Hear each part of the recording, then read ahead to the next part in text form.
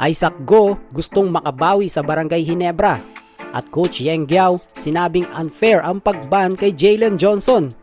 Yan ang pag-uusapan natin ngayon mga paps, pero bago ang lahat, please like the video and subscribe na rin kayo for more PBA updates.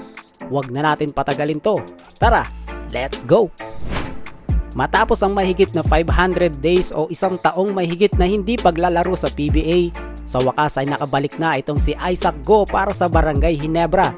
Sa kanyang unang laro sa PBA Commissioner's Cup noong March 20 against Macau Black Knights, nagtala si Isaac Go ng 4 rebounds at 1 assist. Isang malinaw na senyales na handa na talaga siyang bumalik sa aksyon.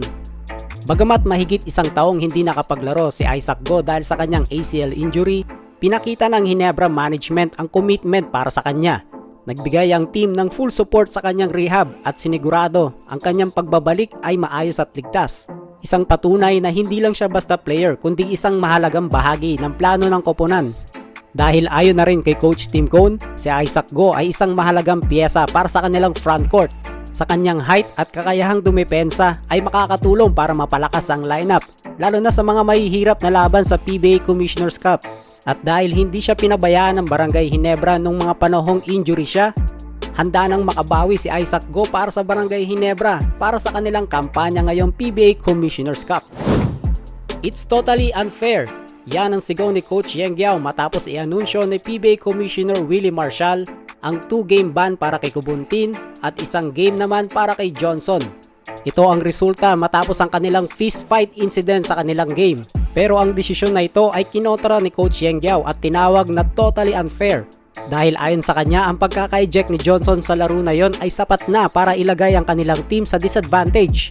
At ang suspension para sa susunod na laro ay lalong magpapahina ng kanilang koponan kahit hindi naman sila ang may kasalanan sa nangyari. Ayon sa mga reports ay gustong umapela ni Coach Yeng Guiao tungkol sa desisyon na ito. Layunin nilang maipakita na hindi makatarungan ang desisyon at upang mabawi ang posibleng disadvantage nila sa susunod na laban. Ang pangyayaring ito ay nagdulot ng diskusyon sa PBA kung paano ba dapat i-handle ang mga on-court fights, lalo na kapag involved ang mga players. Marami na ring fans at analysts ang nagdebateng dapat patas ang desisyon sa parehong koponan. Sinabi ni Coach Yeng Guiao na normal lang daw ang reaksyon ni Jalen Johnson na protektahan ang kanyang sarili. Meralco Bolts ang susunod na makakalaban ng Rain or Shine.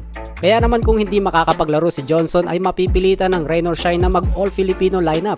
Dagdag pa ni Yeng Guiao ay malaki ang impact ng pagkakasuspend ng PBA kay Jalen Johnson. At kahit masuspend pa raw si Kubuntin kahit hanggang 2 taon, wala raw ito magiging impact para sa TNT ayon kay Coach Yeng Guiao. Shots fired! So ayun, abangan na lang natin ang resulta ng apela ni Coach Yeng Guiao kung paano maapektuhan ang lineup ng Rain or Shine sa susunod na laban. At bago tayo matapos ay please like and subscribe for more PBA updates. This is Gel Pops TV. See you again para sa ating next video. God bless!